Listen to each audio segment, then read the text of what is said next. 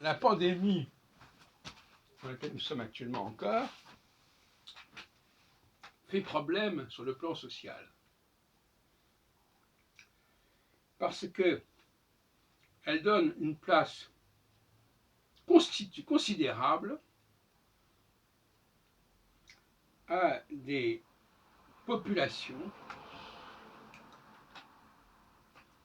chargées d'assurer la sécurité et la santé.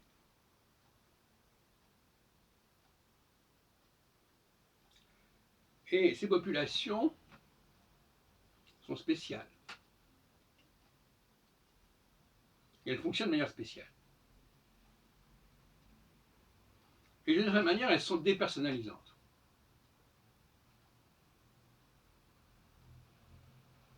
Parce que pour une infirmière, pour un médecin, un homme, c'est un homme, c'est son corps. On ne va pas s'occuper de ce qu'il a fait, de ses mérites, de sa carrière, etc. Et pour la sécurité, c'est pareil. Hein. Quelqu'un me disait l'autre jour, on contrôle tout le monde pareillement, qu'il soit président de la République, professeur au Collège de France, ou employé de bureau, etc. Donc il y a une sorte d'indifférenciation au niveau médical, au niveau de la sécurité, qui fait qu'il y a une espèce de tronc commun. Et d'une certaine manière, je dirais que les gens qui sont marqués par une forme d'indifférenciation peuvent aussi bien opter pour la santé que pour la sécurité. C'est à peu près la même chose. Ou même à la limite, pour, je dirais, le commerce. Enfin, je veux dire, l'encaissement. Une caissière ou un caissier, voilà, ils ne vont pas faire de différence. Il y a un produit et il faut le payer. La personne qui veut acheter le produit, on s'en fout. Hein. C'est le produit qui compte, c'est le produit qui est déterminant. On ne va pas dire, ben, celui-là, il est différent parce qu'il a une autre carrière, un autre visage, etc.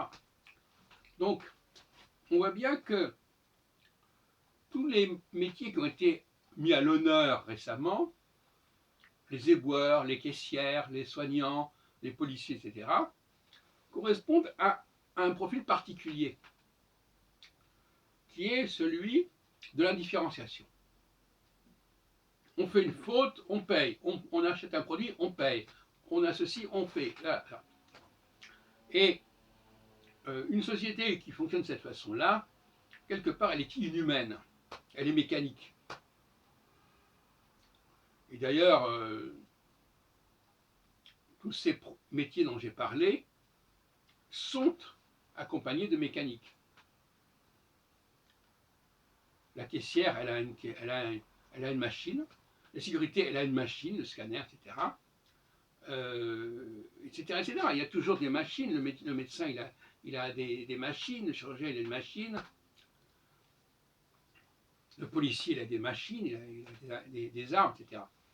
Donc, on a une population de gens qui sont les serveurs de machines. Et ce sont eux qui ont le pouvoir sur nous. Et toute la question que j'ai posée dans une autre vidéo, c'est quels sont les gens qui font ce métier, ces activités? Quelles sont les populations qui sont majoritaires dans ces activités? Est-ce que ce sont des femmes? Est-ce que ce sont des immigrés? Est-ce que ce sont des... Voilà. Qui sont ces gens-là? Sociologiquement, ce n'est pas n'importe qui. Et psychologiquement non plus. Pour faire ce type de métier, voilà. Et on sait très bien que ce sont des activités que beaucoup de personnes ne veulent pas faire.